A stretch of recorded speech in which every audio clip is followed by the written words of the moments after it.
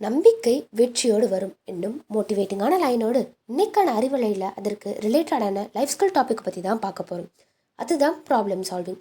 இப்போது நம்ம லைஃப்பில் இருக்க பெரிய பிரச்சனையே நம்ம சந்தோஷமாக இருக்கணும்னு கோல் செட் பண்ணுறது தான். சந்தோஷம் மட்டும் இருந்தால் நீங்கள் இன்னும் உங்கள் லைஃப்பை லிவ் பண்ண ஸ்டார்ட் பண்ணலன்னு அர்த்தம்.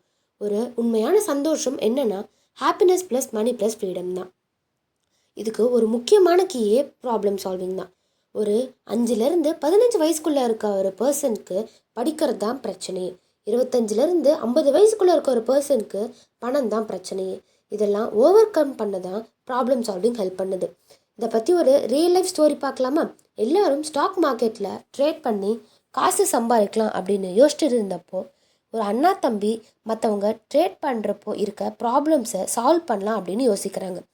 ஜீரோதா அப்படின்ற ஒரு பிஸ்னஸை ஸ்டார்ட் பண்ணி 2000 crores மேலே ப்ராஃபிட்டை மட்டும் சம்பாதிக்கிறாங்க. இவங்க ட்ரேட் பண்ணியிருந்தா கூட இவ்வளோ காசு வந்திருக்காது.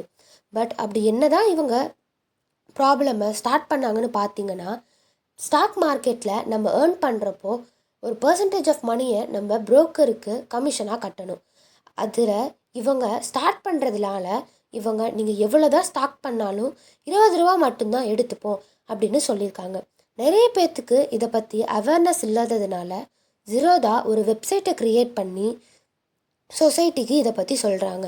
இவங்க மார்க்கெட்டிங்க்கும் அட்வர்டைஸ்மெண்ட்க்கும் செலவு பண்ண அமௌண்ட் 0. பிஸ்னஸோட ஒரு கோரே ப்ராப்ளம் சால்விங் தான்.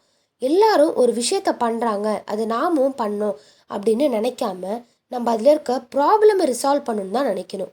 ஒரு பர்சன் அவங்களோட வாழ்க்கையில் சக்ஸஸ்ஃபுல்லாக இருக்கிறதுக்கு ப்ராப்ளம் சால்விங் தான் ஒரு முக்கியமான கீ பாயிண்ட்டாக இருக்குது. இதே மாதிரி உங்கள் லைஃப்பில் நீங்களும் அப்ளை பண்ணி உங்கள் லைஃப்பில் ரொம்ப சக்ஸஸ்ஃபுல்லாக ஆகுங்க. இதே மாதிரி இன்னொரு ஆடியோவில் உங்களை வந்து சந்திக்கும் வரை until it's tata bye bye from Sujashree Bharathi academy.